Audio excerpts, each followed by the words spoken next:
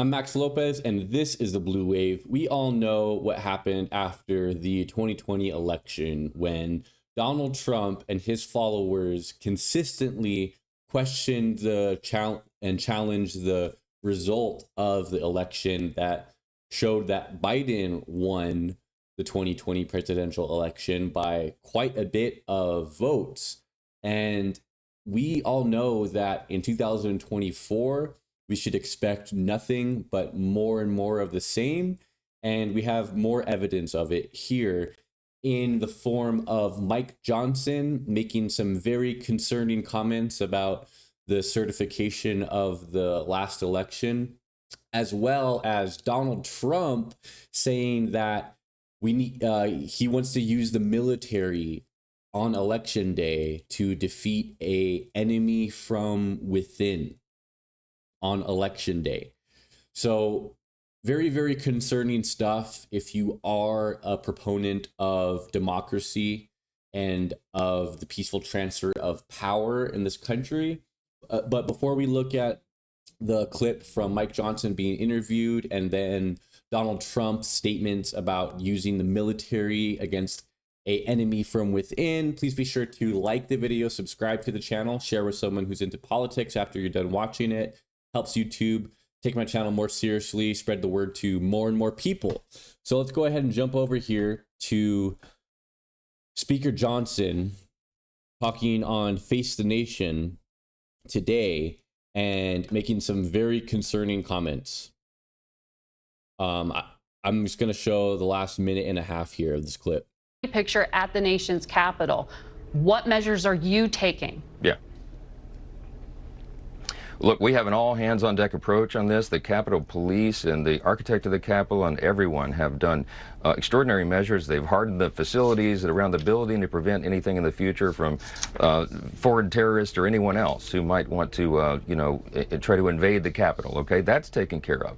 But I think the greater issue and the bigger story is that you've had really great work done in most of the states to shore up their systems and to make sure that we have a free and fair election. Now, look, as President Trump says all the time, and I agree, our side, what we say at the rallies, you've heard, is we've got to make it too big to rig. I think that's really important. I think there is going to be some cheating in this election. I think non-citizens are going to vote. Look, case in point, you Glenn know Duncan that it is against the law for non-citizens to vote in federal elections. That's established law. Of course it is. Of course it is. But of course it is, but here's the problem. There's a number of states that are not requiring proof of citizenship when illegals or non-citizens register to vote. We know that's happening. But respectfully, Speaker, everybody should want the law to be followed. Absolutely. Respectfully, Speaker, you both in the course of this interview said that you do believe that states have taken measures that will help the integrity of this election. And then you just also seem to undermine confidence in the integrity of those state elections. Hold on. Wait a minute. Wait just a minute. It's not me undermining it. It's the actions of the Biden-Harris administration in some of these states. Non-citizens are not allowed to vote under federal law. So if your issue is with certain governors, shouldn't you be talking to them? We have been. We have been. And the Republican governors have done heroic work. They've done their own audits of the voter rolls to try to ensure and do their best duty to make sure that this is a free, fair, and legal election. We're calling on all the governors to do the same thing, Democrat governors as well, and Democrat-led states in the legislatures. They need to do the same thing. A lot of good work has been done since 2020, but there's still questions out there. So, first off, we know that the cases of fraud that actually did occur and were verified cases of voter fraud in 2020 were not, in fact, significant enough to sway the results of the election one way or the other.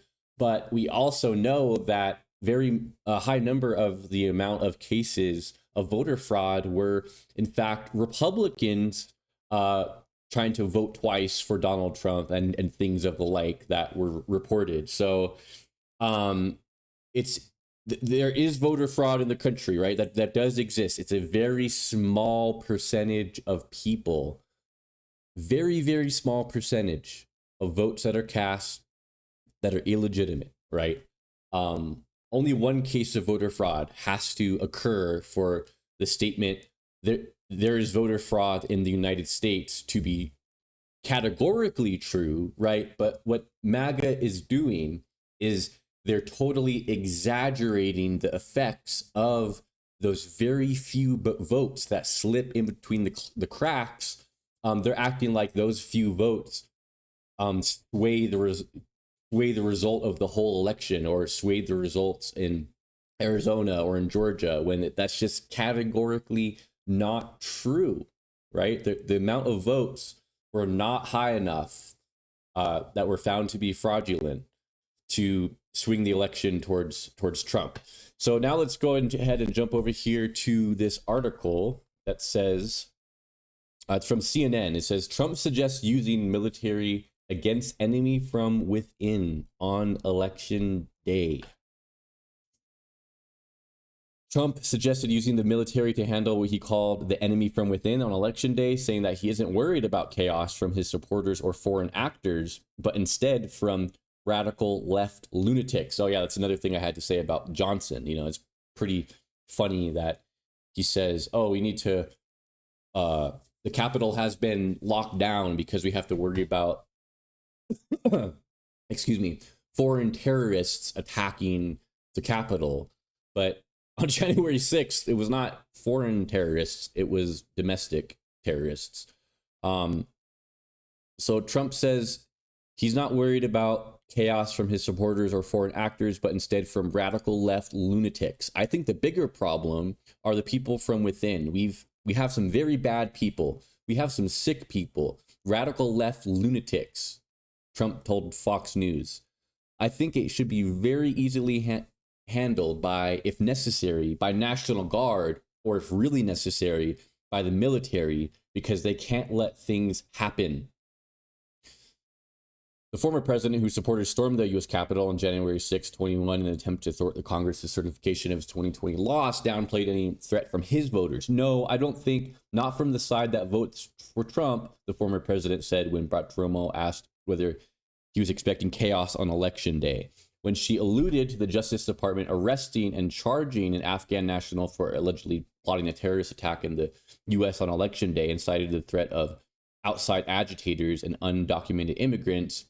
Trump pivoted to talking about political opponents on the left. I think the bigger problem is the enemy from within, not even the people that have come in and destroying our country, by the way, totally destroying our country, the towns, the villages, and they're being induated. I don't know that word. I don't know that word. Trump said a word that I don't know. He said, referring to immigrants whom Trump has repeatedly attacked with dehumanizing rhetoric. So you see it there, okay? Donald Trump and his supporters, not limited to the Speaker of the House, Mike Johnson, are setting the stage for chaos to occur. And they're setting the stage to doubt the results of the election and to totally deny them if the election doesn't go a particular way. And Donald Trump is, in fact, thinking about using the military against an enemy from within. That's how Trump thinks of Americans that don't align with, particularly exactly lock in step with all of his political views. You are a enemy from within, as Trump sees it, and are a lower tier than immigrants in his mind, which we know that Donald Trump doesn't have very many nice things to say about immigrants in this country. So that's how somebody that 40 to 45% of this country wants to lead the country thinks about a huge portion of people that are living in this country. I mean, that is absolutely, utterly terrifying to me, that Trump sees such a large swath, a large percentage of Americans as the enemy from within. It does not bode well at all if he was to be reelected, for people who have gone against him and people who don't have the exact political views as him, it doesn't bode well at all, because we know that Donald Trump is not somebody who is going to put aside his differences and put aside his personal vendettas to lead and unite the country. We know that's not going to happen. It didn't happen during COVID-19, when thousands and thousands of people were dying every single day. And we know it's not going to happen in, in a hypothetical second Donald Trump administration. But, their strategy has never really been to win the election, but rather to steal it. I think that has been their MO ever since 2020, is how can we steal the election? How can we put certain pieces in certain places to deny the results? And you look at some of the election officials in counties, right? Like here in New Mexico, we had an instance where a county election official was sued because they were found to be not certifying the results of the election because it went against the Republicans. And a judge had to step in and say, no, bad election denier, bad person trying to subvert democracy. No, you get whacked on your head, and we do not do that. We certify the results of the election no matter who wins. So yeah, they've been trying to, the chaos route and the deny the results of the election route and the let's rile up people with lies about the results so that they commit violence and bloodshed, in fact, route is not out of the Republicans' playbook whatsoever.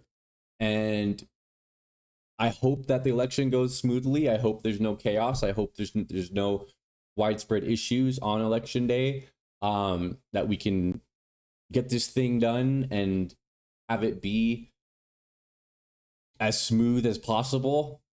But we know Donald Trump's going to do everything he can to make it not smooth, and any results that go against what he wants it to be, the outcome of the election, he's going to dispute and he's going to fight,